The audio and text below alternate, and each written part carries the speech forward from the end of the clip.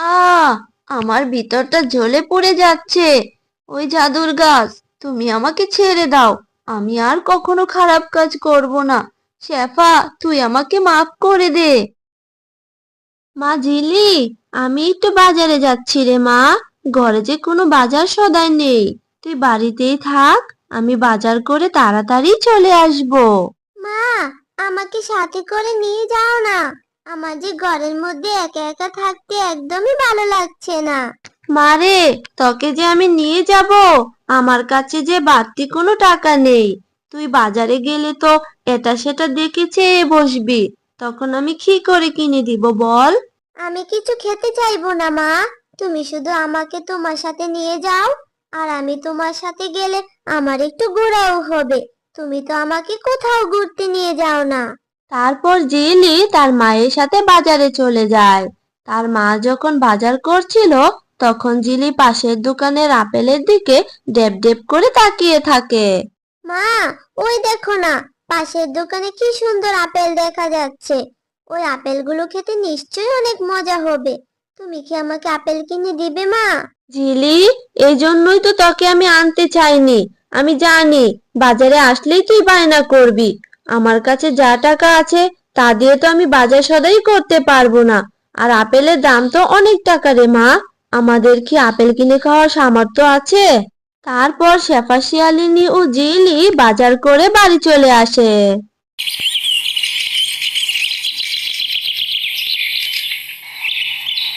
আচ্ছা মা, আপেলের দাম কত টাকা?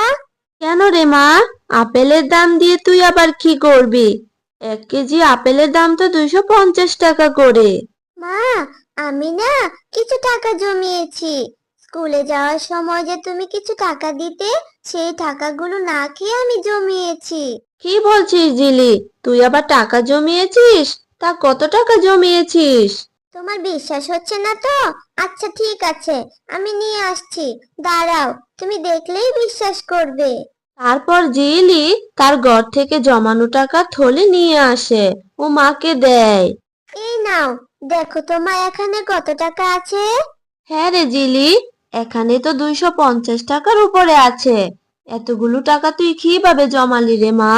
এই টাকাগুলো জমাতে তো তোর অনেক দিন লেগে গেছে। মা, তুমি এই টাকাগুলো দিয়ে আমার জন্য আপেল কিনে নিয়ে আসবে। তারপর আমি অনেক মজা করে আপেল খাবো। আচ্ছা ঠিক আছে মা, আমি আজকেই বাজার থেকে তোর জন্য আপেল কিনে নিয়ে আসবো। এরপর শেফা শিয়ালিনী তার মেয়ের জমানো টাকাগুলো নিয়ে বাজারে চলে যায় আপেল কেনার জন্য। তারপর শেফা শিয়ালিনী 1 কেজি আপেল কিনে নিয়ে আসার সময় বাঘিনীর সাথে দেখা হয়। এ কি, শেফা শিয়ালিনী আবার কি নিয়ে যাচ্ছে দেখি তো। কি রে শেফা, তাড়াহুড়ো করে কি নিয়ে যাচ্ছিস এইভাবে? আরে ভাগিনী ভাবি যে, এই তো আপেল কিনে নিয়ে যাচ্ছে আমার মেয়ের জন্য। আমার মেয়েটা আপেল খাবে বলে কয়দিন ধরে বায়না ধরেছে। আরে শেফা, খেয়ে দিয়ে তো দিনকাল ভালোই কাটাচ্ছিস। তবে তোর বৃদ্ধ মাটার কি খোঁজ খবর রাখিস? শুনেছি তোর মা নাকি খুব অসুস্থ, তোকে যেতে বলেছে। তোকে নাকি খুব দেখতে ইচ্ছে করছে তোর মায়ের। এটা তুমি কি বলছো বাগিনী ভাবি? আমার মা অসুস্থ? আমি এক্ষুনি যাচ্ছি। কিন্তু এই আপেলগুলো যে আমার মেয়ের কাছে দিতেই হবে। আমার মেয়েটা যে আপেল খাওয়ার আশায় বসে আছে। যাই, এই আপেলগুলো আগে আমার মেয়েকে দিয়ে আসি, তারপর আমি আমার মায়ের কাছে যাব। তুই এটা নিয়ে চিন্তা করিস না। তুই আপেলগুলো আমার বাড়িতে রেখে যা। আমি এক্ষুনি আপেলগুলো তোর মেয়ের কাছে পৌঁছে দিচ্ছি।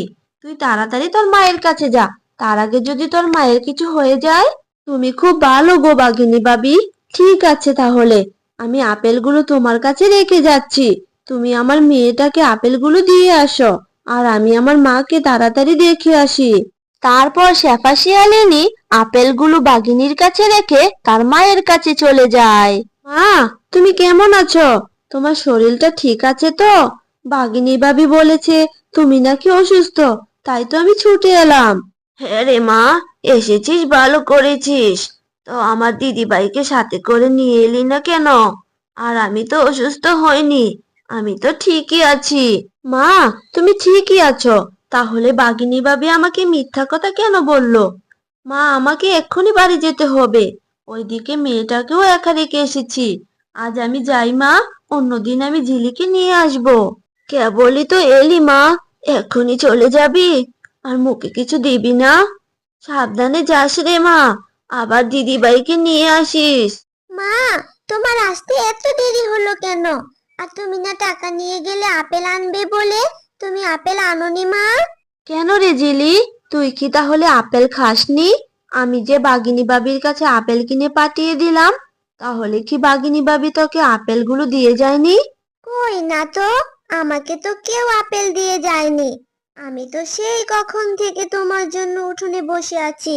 তুমি আপেল আনবে, তারপর আমি খাবো। এখন তো মনে হচ্ছে বাগিনী বাবি আমাকে মিথ্যা কথা বলে নিজেরাই আপেলগুলো খেয়ে ফেলেছে। থাক মা, তুই মন খারাপ করিস না, আমি টাকা জমিয়ে তোকে আবার আপেল কিনে দিব।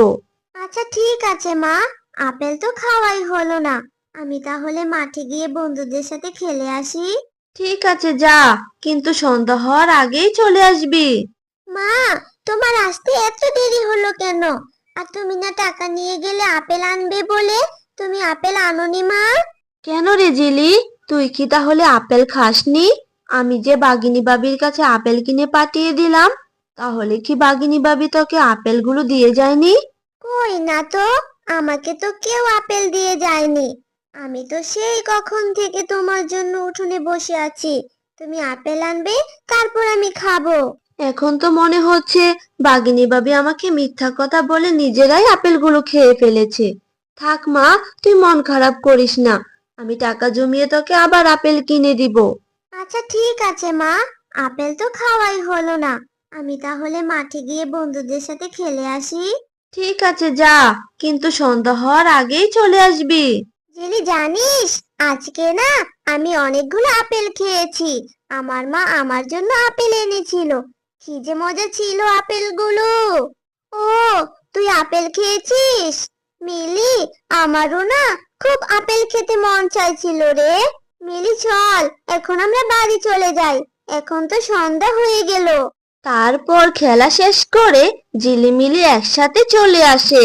আর আসার সময় মিলিদের বাড়ির সামনে কিছু আপেলের খোসা ও বীজ পড়ে থাকতে দেখে। মিলি, তোরা আপেল খেয়ে আপেলের বীজ আর খোসা এখানে ফেলে রেখেছিস? আমি তাহলে এই বীজগুলো বাড়ি নিয়ে যাই, তারপর বাড়ির উঠোনে লাগিয়ে দিব। তাহলে আমাদের একটি আপেল গাছ হবে, অনেক আপেল ধরবে। ঠিক আছে জিলি, তুই এইগুলো নিয়ে যা। আমার মা তো এইগুলো ফেলেই দিয়েছে। তারপর জিলি ফেলে দেওয়া সেই বীজগুলো নিয়ে এসে তার বাড়ির উঠোনে রোপণ করে দেয়।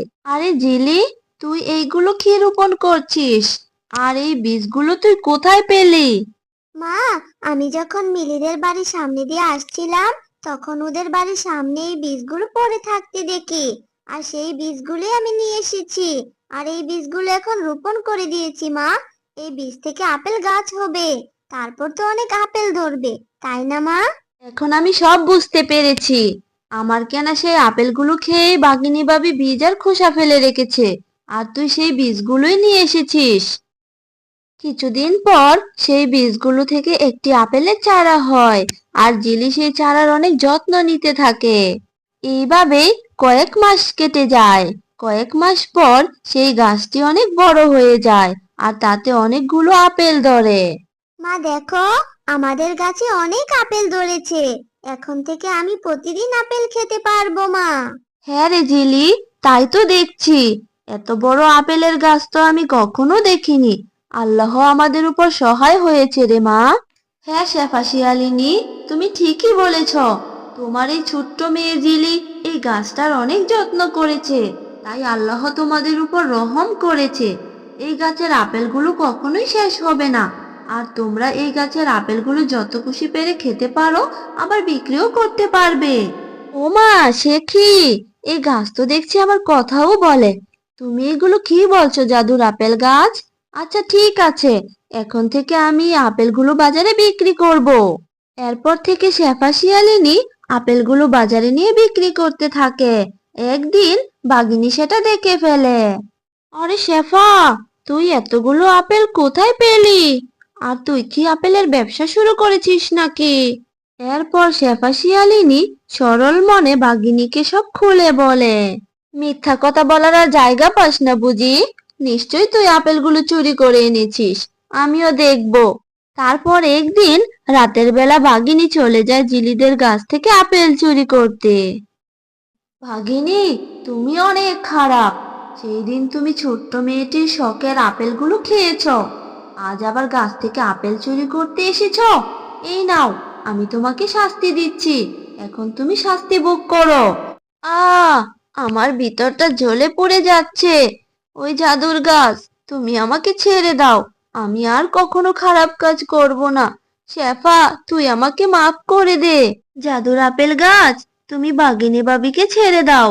আমি বাঘিনী বাবিকে ক্ষমা করে দিয়েছি, আর উনি তো ওনার ভুলটা বুঝতে পেরেছে। ঠিক আছে, আমি শুধু শেফার কথাই তোমাকে ছেড়ে দিচ্ছি, কিন্তু মনে রেখো, এই রকম খারাপ কাজ আর কখনো করবে না, তাহলে কিন্তু এর ফল ভালো হবে না।